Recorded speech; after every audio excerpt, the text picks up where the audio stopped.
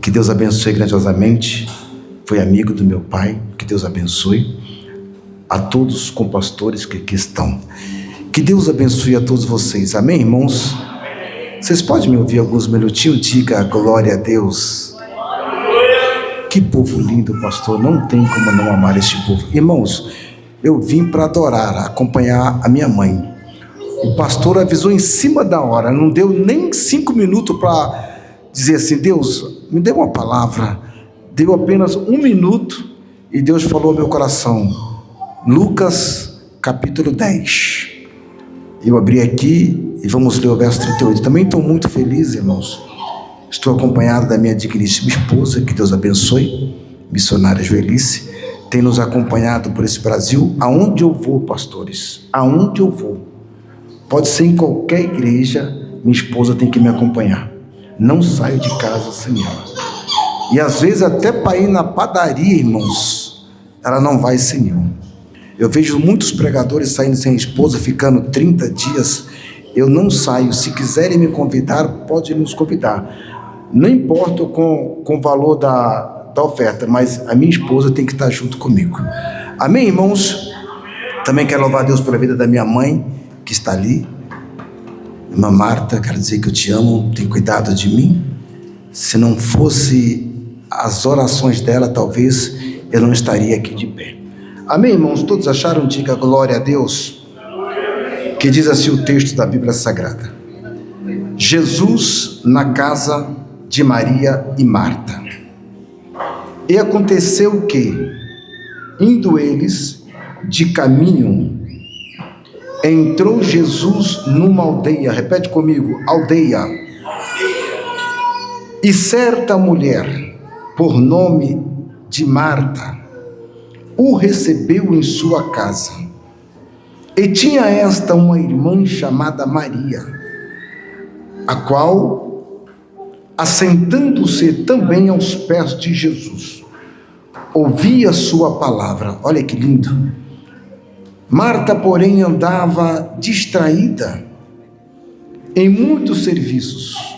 Então, aproximando-se, disse: Senhor, dar de mim a minha irmã, que me deixe servir só. Diz-lhe que me ajude. E respondendo Jesus, disse-lhe: Marta, Marta, estás ansiosa, cansada, fadigada por muitas coisas, mas só uma é necessária. E Maria escolheu a boa parte, a qual não será tirada. Amém, irmãos? Podem tomar os vossos assentos dando glórias a Deus. Subordinado ao Espírito Santo de Deus, mediante a leitura dessa mensagem, o Espírito Santo de Deus brada ao meu coração ao tema dessa mensagem, que é Jesus na minha casa. Opa, alguém creu ali. Se você crê neste culto, se você vem buscar uma palavra de Deus, neste culto da família, eu vou contar de 1 até 3, você que acredita vai repetir comigo: Jesus na minha casa. Vamos lá? 1, 2, 3. Jesus na minha casa. Que lindo. De novo, para nós ver igual ao inferno. Vamos lá? Jesus na minha casa. Glória a Deus. O texto, ora, que nós lemos, fala de uma das passagens mais lindas de Jesus na casa de alguém. Percebe que Jesus aqui, ele estava andando com seus discípulos. E Jesus entrou na casa de Marta, Maria e Lázaro, ao menos 3 vezes dentro da Bíblia Sagrada. Se ele entrou mais, pode ser que a Bíblia não diz, mas ao menos 3 vezes. Uma vez é o momento em que Maria unge os pés de Jesus. A outra vez é quando Jesus, ele ressuscita Lázaro. E a outra vez é esse texto ao qual nós acabamos de ler. Interessante saber que no texto ao qual nós lemos, o texto diz bem claro que Jesus, ele entra a um lugar chamado uma aldeia, Que aldeia é esta? Era a aldeia de Betânia, não era a cidade de Betânia. As muitas cidades naquela época chamava-se de aldeia. Se tiver alguém aqui do norte, nordeste, ele pode entender melhor isso aqui e me ajudar. Eu viajo bastante para o nordeste e alguns lugares que nós chegamos na cidade, nós temos que pegar o carro e até alguns vilarejos, algumas províncias, alguns lugares pequenos, né? Que eles falam de submunicípio.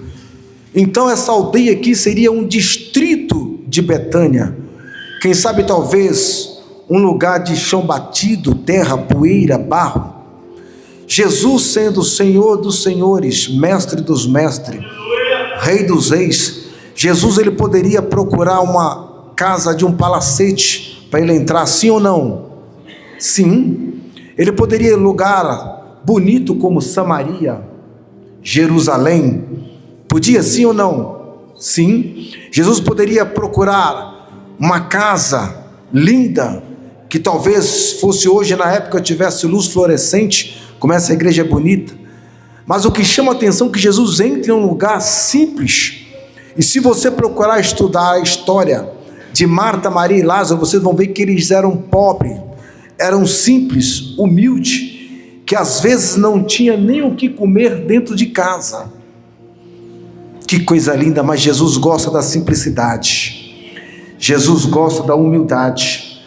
Quantas casas eu tenho entrado nas minhas viagens, hotel bonito, 5 estrelas, casas lindas, mas tenho entrado em lugares simples, aonde o chão é batido, pastor Gilvan, mas a presença de Deus naquele lugar era notória.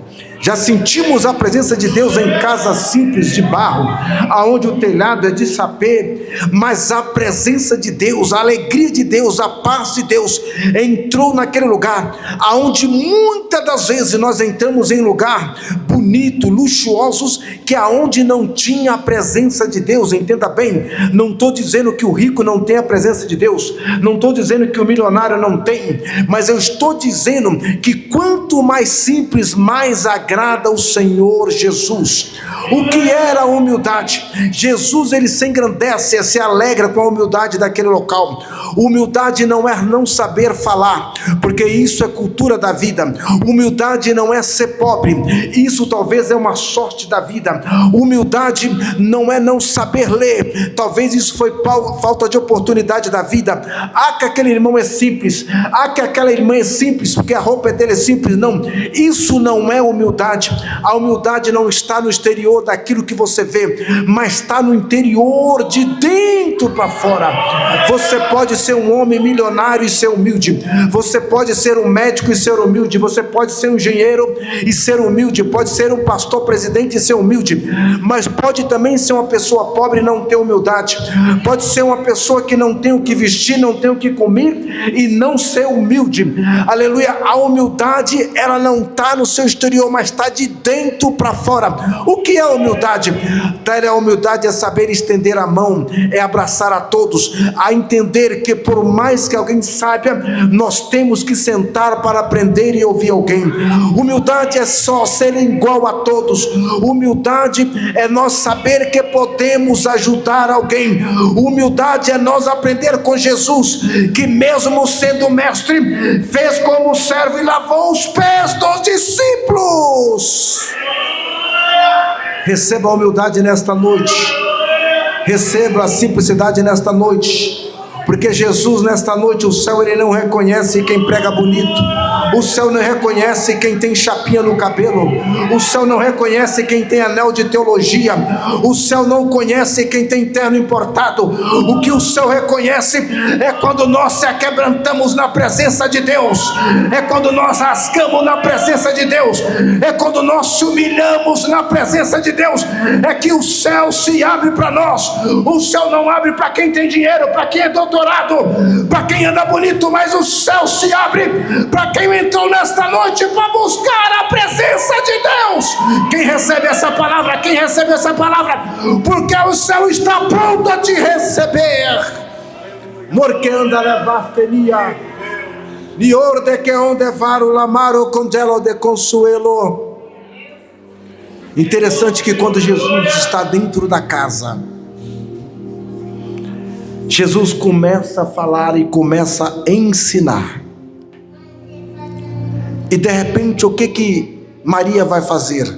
Ela vai sentar aos pés de Jesus. Pega isso aqui, que isso aqui é interessante, é lindo.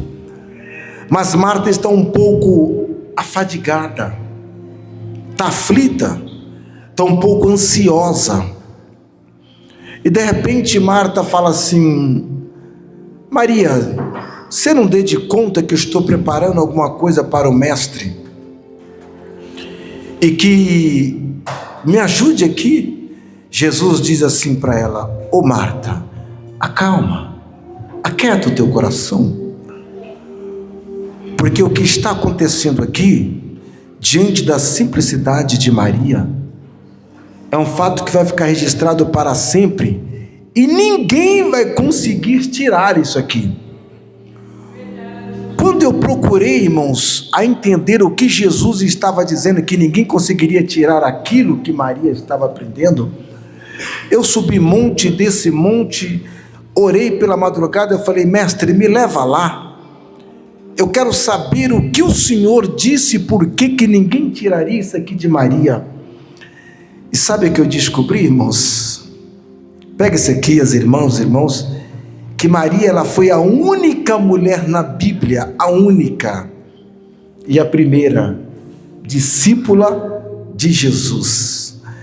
Eu imagino Marta aos pés de Jesus, ouvindo Jesus falar e aprendendo com ele, e Jesus dizendo: Marta, o que você está aprendendo aqui hoje, ninguém vai tirar de você. Por quê? Porque o que nós aprendemos, ninguém tira de nós.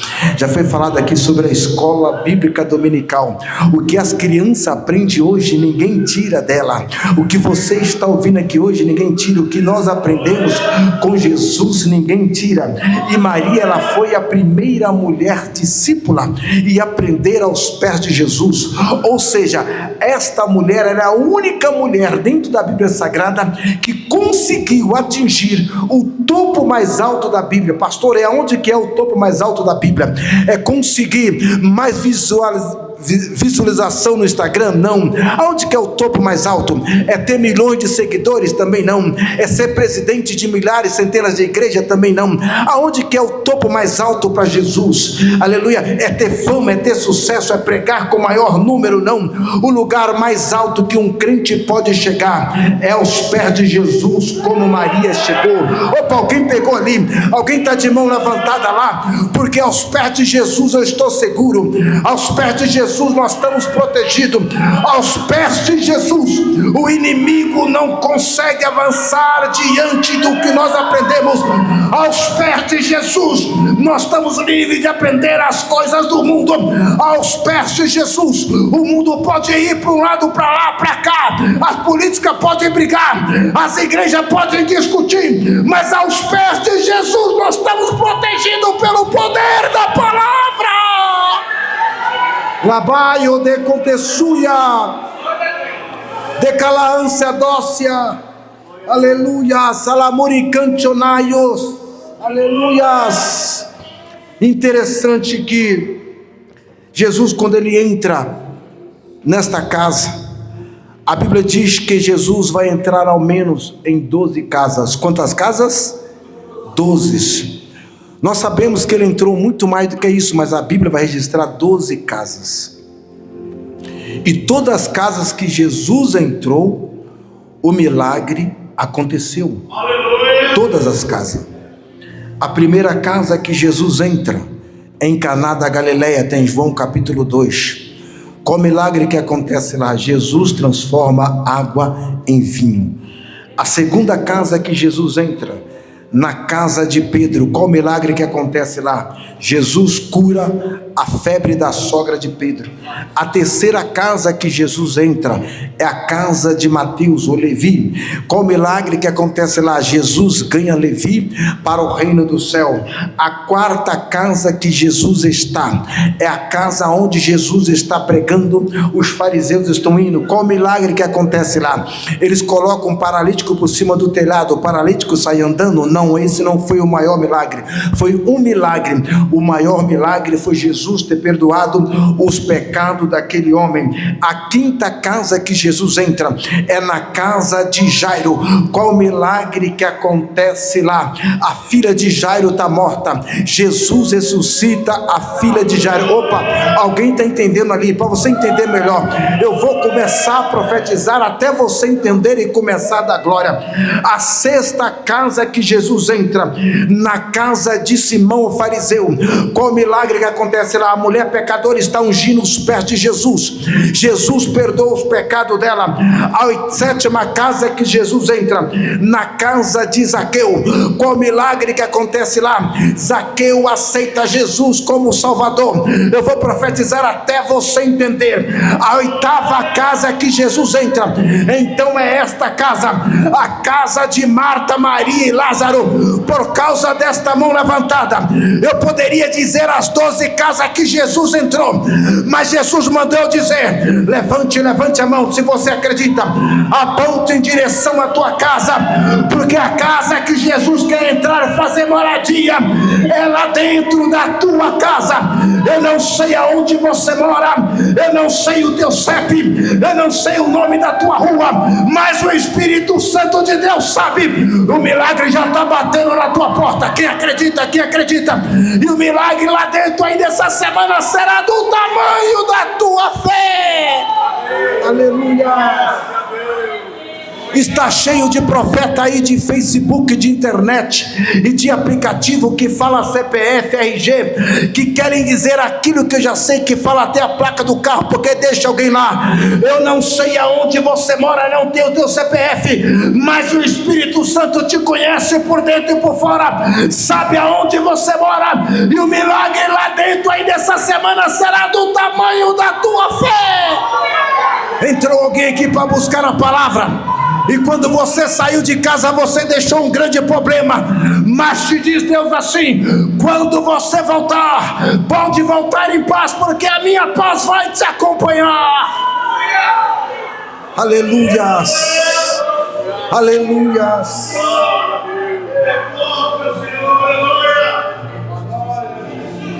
Se o tema é Jesus na minha casa, será que Jesus está em todas as casas, pastor? Será que está, pastores? Se perguntar para qualquer um aí na rua, ou até mesmo para muitos crentes dizer: quer levar Jesus para a tua casa? Ele vai dizer: Jesus já está na minha casa. Mas será que está mesmo? A casa que Jesus está toca funk? A casa que Jesus está toca forró? A casa que Jesus está fala palavrão? Se Jesus está lá ou estava, ele saiu. A casa que Jesus está tem contenda? A casa que Jesus está tem discórdia? Às vezes pode até ter algum desentendimento, mas aonde está o Espírito Santo de Deus, a discórdia tem que bater retirada. A casa que Jesus está tem paz. A casa que Jesus está tem comunhão. Quantas casas eu já entrei? Que cheiro gostoso, que perfume, a essência do Espírito Santo, a paz. A igreja está entendendo? A presença de Deus, ela é notória. A paz, ela habita na casa. A comunhão, o amor, ela tem que estar dentro da casa. A casa que Jesus está, ela tem respeito.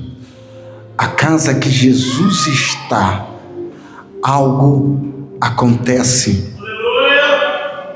Se a tua casa está em uma dessas condições, aonde o Espírito Santo de Jesus não é bem-vindo, hoje é noite de você levar Jesus para a tua casa. Pastor, é que lá em casa é dividido, é um culto de família, igreja. Eu não posso pregar outra mensagem a não ser para a família. Pergunte por quê? Pergunte por quê? Porque o maior investimento do inimigo não é contra quem prega. O maior investimento do inimigo não é contra quem canta. O maior investimento do inimigo é contra as famílias. Porque se ele entrar no ministério de alguém, alguém continua pregando em pecado, cantando em pecado, pastor dirigindo em pecado, mas quando ele destrói a família, ele destruiu a raiz. Porque nenhuma família está estruturada no ministério, mas todo o ministério está estruturado na família.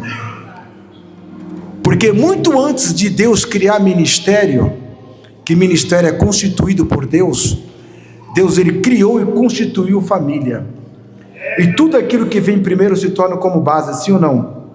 Tudo aquilo que vem primeiro se torna como princípio. E Deus não quebra princípio. E Deus está falando para a família aqui nesta noite. Pastor, em casa é dividido. Meus filhos não são crentes, outros são e outros não são. Então eles fazem isso, fazem aquilo outro. Toca isso e toca aquilo. Mas espera aí. E a autoridade que Deus te deu para você levar para a tua casa?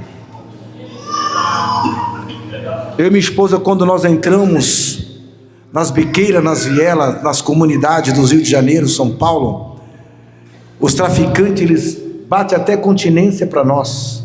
Tira a barricada, respeita. E como que o teu filho, alguém dentro da tua casa, na autoridade que Deus te deu, não vai te respeitar? Será que está faltando aquele culto da família quando tinha antigamente? Isso aqui não é palavra de religioso, irmãos.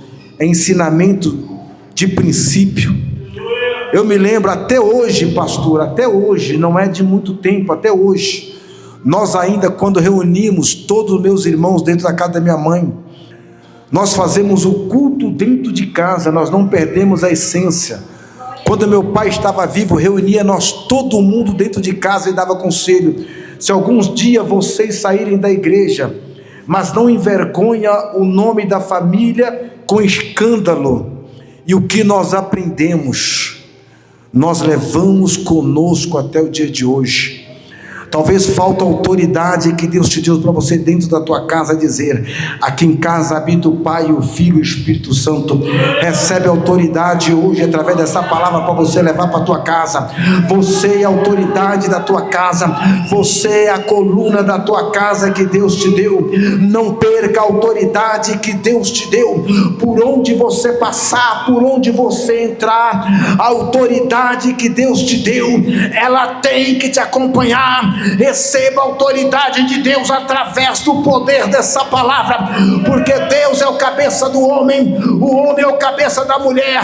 A mulher sábia, ela edifica a tua casa, e o inimigo não vai ter poder, aleluia, de destruir o maior projeto de Deus, que é a família.